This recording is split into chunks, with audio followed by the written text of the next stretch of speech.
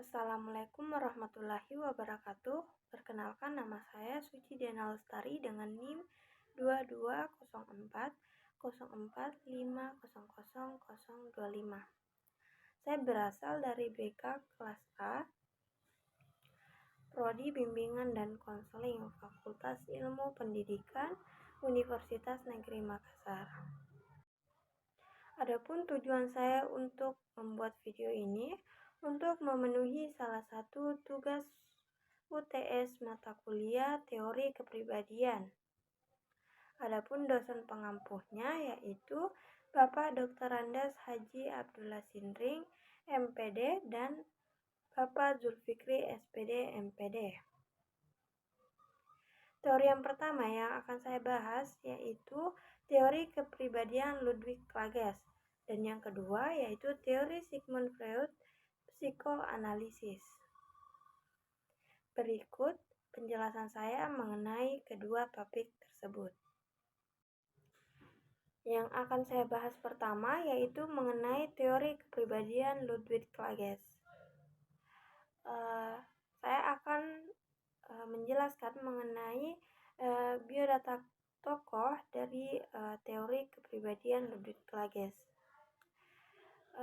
Ludwig Klages memiliki nama lengkap Friedrich Konrad Eduard Wilhelm yang lahir pada tanggal 10 Desember 1872. Ia adalah seorang filsafat, psikologi, ahli grafologi, penyair, penulis, dan dosen di Jerman yang 2 kali menjadi nominasi hadiah Nobel Sastra. Di lingkungan Germanosfer, ia dianggap sebagai salah satu pemikir terpenting abad ke-20. Ia memulai karirnya sebagai ahli kimia penelitian sesuai dengan keinginan keluarganya. Meskipun segera kembali ke minatnya pada puisi, filsafat, dan studi klasik. Dia memegang jabatan di Universitas Munich, di mana pada tahun 1905 dia mendirikan seminar psikodiagnosis yang pertama kali dan terakhir kali terpaksa ditutup pada tahun 1914 dengan pecahnya Perang Dunia Pertama.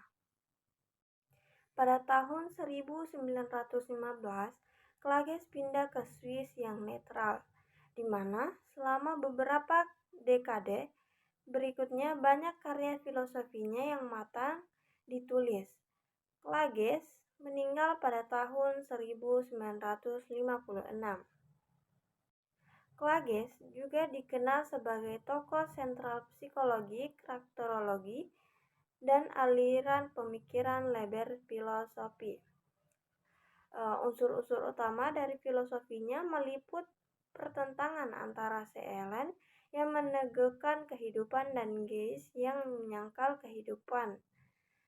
Kedua yaitu realitas sebagai perciptaan dan penafsiran gambar-gambar indrawi yang terus-menerus, bukan perasaan.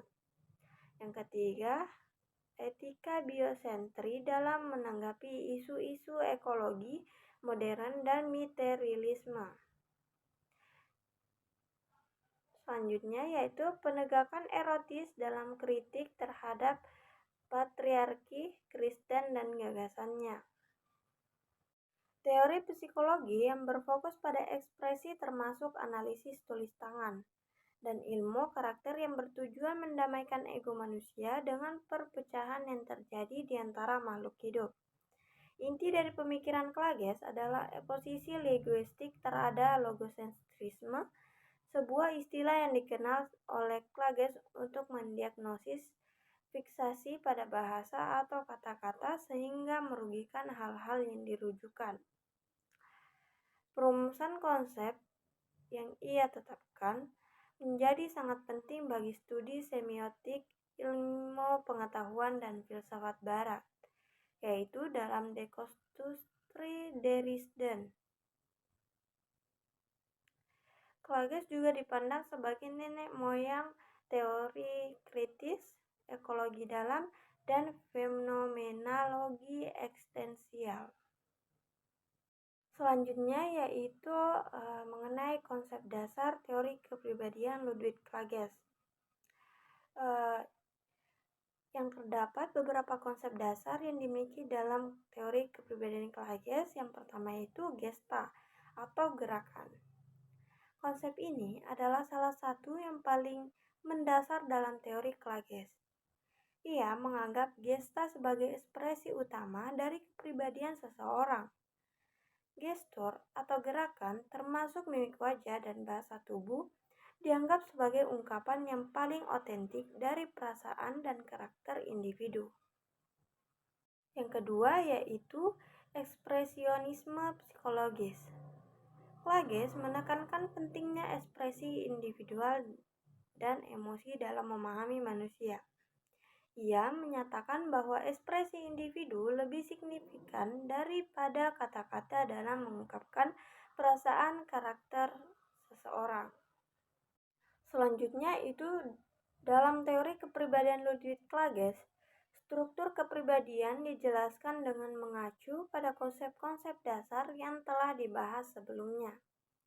Klages membagi struktur kepribadian menjadi dua aspek utama, yaitu gesta spiritualis dan gesta materialis, di mana gesta spiritualis merupakan gestas yang mengacu pada ekspresi spiritual dan intelektual individu.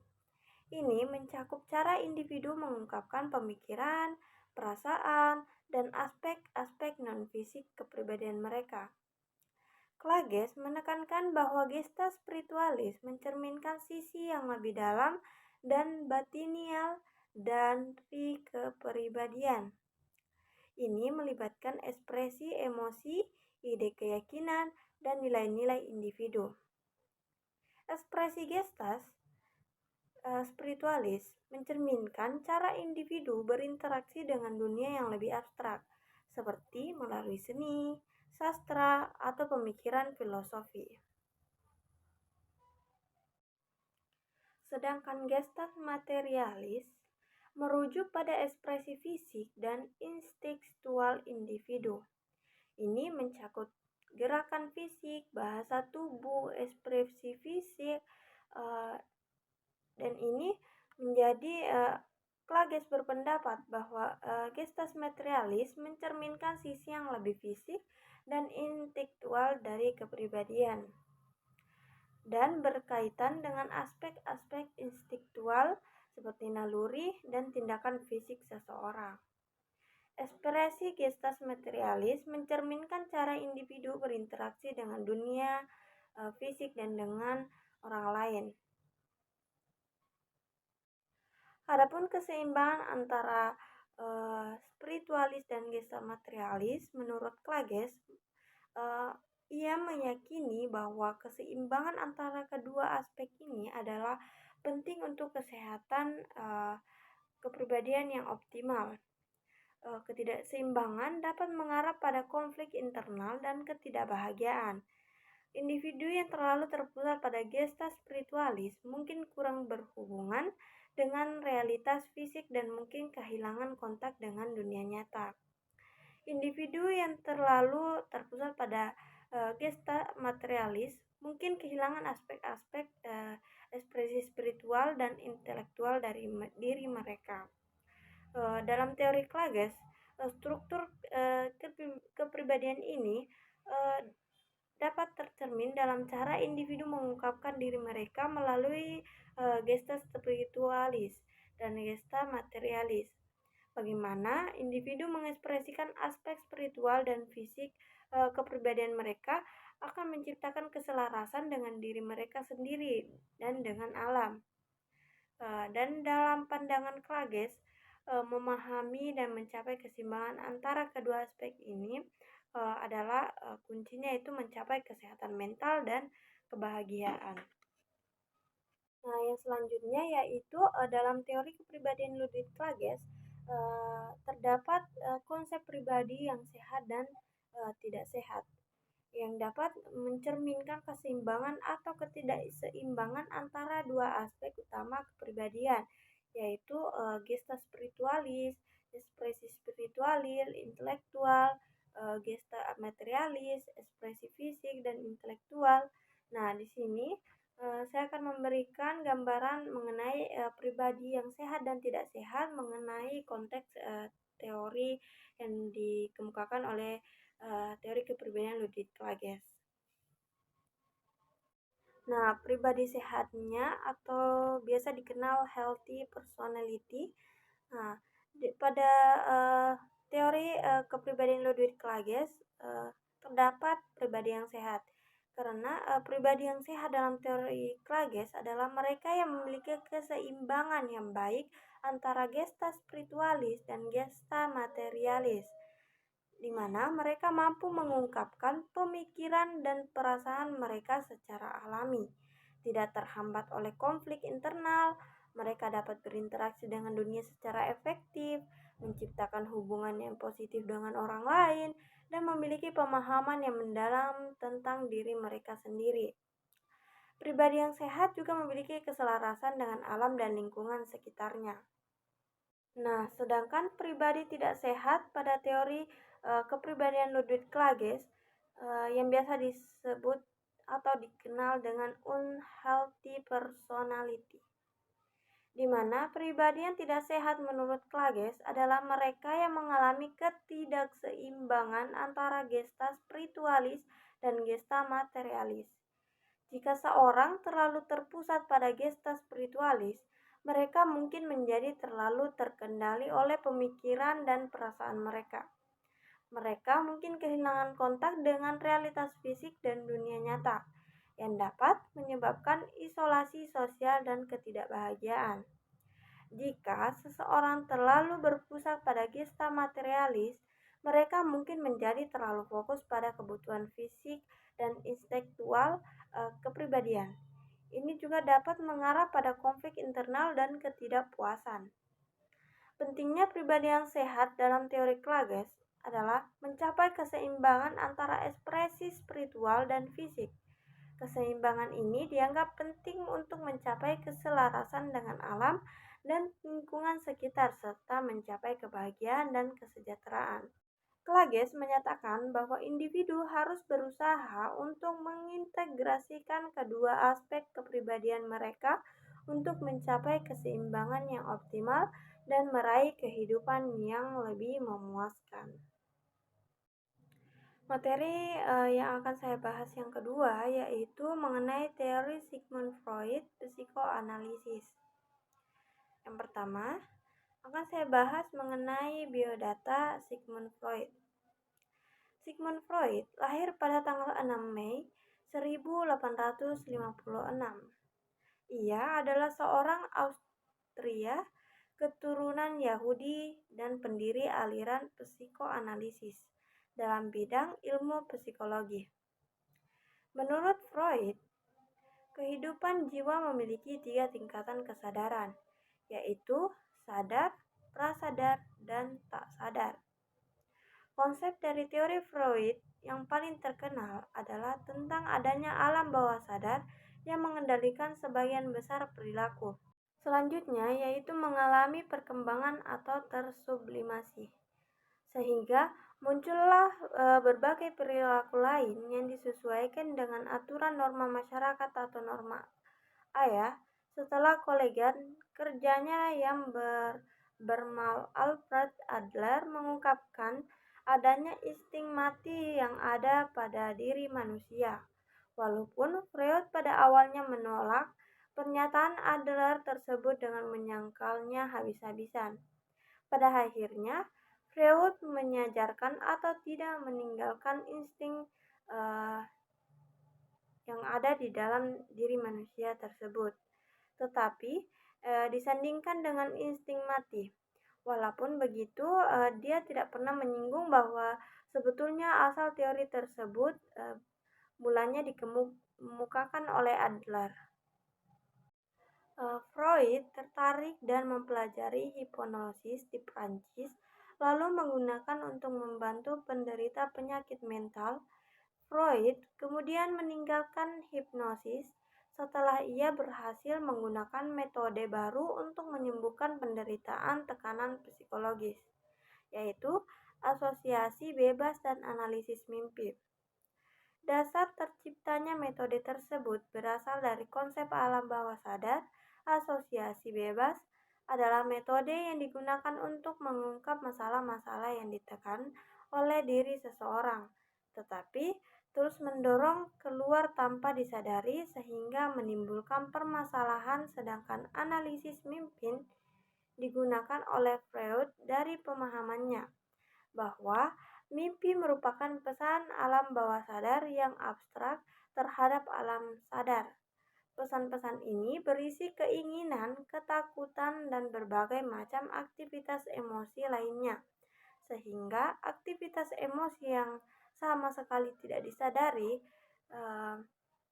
Oleh karena itu, metode analisis mimpi dapat digunakan untuk mengungkap pesan bawah sadar atau permasalahan terpendam, baik berupa hasrat, ketakutan, kekhawatiran, dan kemarahan yang tidak disadari karena ditekan oleh seseorang. Teori-teori Freud serta caranya mengobati pasien menimbulkan kontroversi di Wina abad ke-19 dan masih diperdebatkan sengit hingga sekarang. Gagasan Freud biasanya dibahas dan dianalisis sebagai karya sastra, filsafat, dan budaya umum. Selain sebagai debat yang berkelanjutan sebagai risalah ilmiah dan kedokteran ini, Freud merupakan tokoh menonjol terkait dengan pendapatan-pendapatannya di bidang psikologi. Dan banyak istilah-istilah yang digunakan oleh umum, misalnya ego, superego, dan kompleks Oedipus. Yang kedua yang akan saya bahas yaitu mengenai konsep dasar yang ada pada teori psikoanalisis Sigmund Freud. Struktur kepribadian, Freud menggambarkan kepribadian manusia sebagai terdiri dari 3 struktur utama, yaitu ID, di mana ini adalah sebagai bagian kepribadian tidak sadar dan terdiri dari hasrat, insting, dan dorongan dasar. ID beroperasi berdasarkan prinsip kenikmatan dan mencari pemenuhan kebutuhan tanpa mempedulikan moral dan realitas. Ego, yang kedua ego, yaitu bagian yang sadar dan menengah bertindak sebagai perantara antara ID dan superego. Ego berusaha mencapai keseimbangan antara keinginan tidak sadar ID dan tuntutan moral superego. Ini beroperasi berdasarkan prinsip realitas. Dan yang ketiga yaitu superego. Superego adalah bagian moral kepribadian yang berisi norma dan aturan sosial yang diajarkan oleh masyarakat. Superego berfungsi untuk menghambat dorongan-dorongan amoral dari ID. Selanjutnya yang akan saya bahas yaitu mengenai struktur kepribadian pada teori psikoanalisis Sigmund Freud. Yang pertama yaitu ID. Seperti yang saya jelaskan tadi, kembali pada ID adalah bagian bawah sadar dari kepribadian seseorang yang memiliki aspek yang paling primitif dan tidak sadar dari kepribadian manusia. ID berproses berdasarkan prinsip kenikmatan. Ini berarti bahwa ID mencari pemenuhan kebutuhan dasar dan keinginan tanpa mempedulikan norma sosial, moral, dan realitas.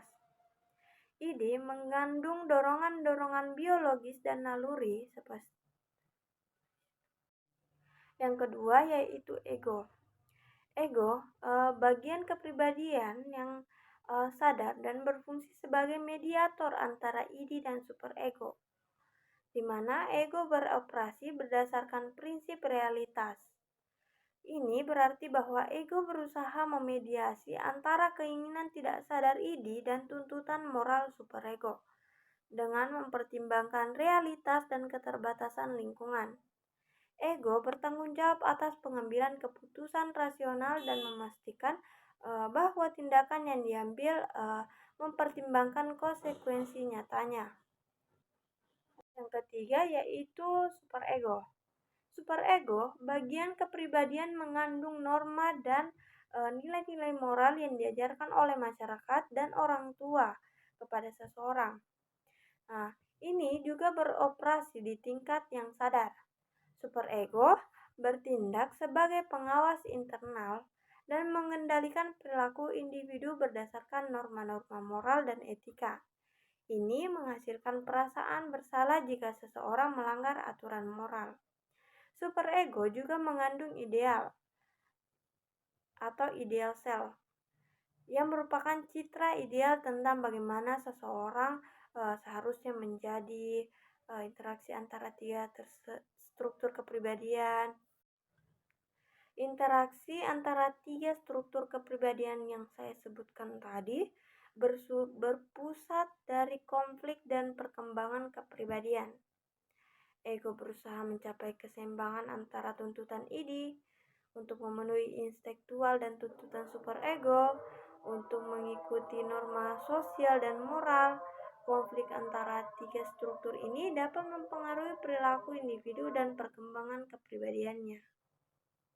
Dalam psikoanalisis, Freud berpendapat bahwa pemahaman konflik dan dinamika antara ide, ego, dan superego adalah kunci untuk memahami banyak masalah emosional dan perilaku manusia. Terapi psikoanalisis bertujuan untuk membantu pasien menjelajahi konflik bawah sadar mereka dan mencapai keseimbangan psikologis yang lebih sehat. Nah, yang terakhir yang akan saya bahas yaitu mengenai pribadi sehat tidak sehat pada teori psikoanalisis Sigmund Freud. Terdapat beberapa pertimbangan terkait dengan kesehatan mental dalam teori psikoanalisis Freud, di mana yang pertama yaitu keseimbangan antara struktur kepribadian, di mana kesehatan mental menurut Freud melibatkan keseimbangan baik antara ide, ego, dan superego.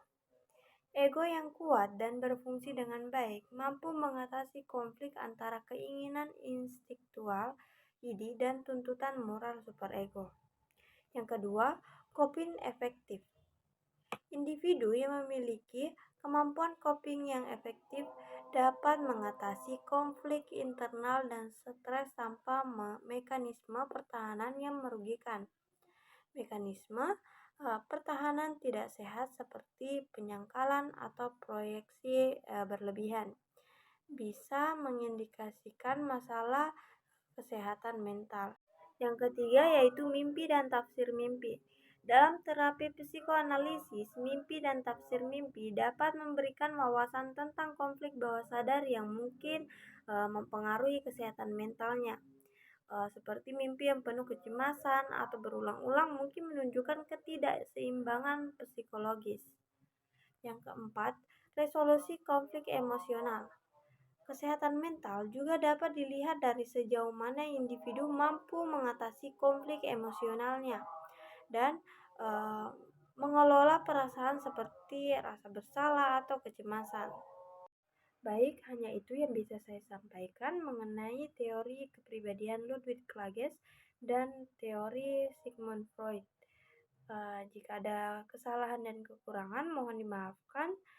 Sekian dan terima kasih. Wabillahi taufiq wal hidayah. Wassalamualaikum warahmatullahi wabarakatuh.